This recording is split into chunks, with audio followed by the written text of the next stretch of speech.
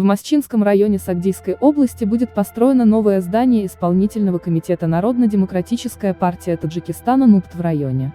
Как сообщили корреспонденту ИАСН в пресс-службе исполнительного комитета НУПТ в Сагдийской области, на церемонии закладки основного камня приняли участие председатель КНУПТ в Сагдийской области Мутлюбахон Аманзода, председатель района Гайрат Азизода и жители района.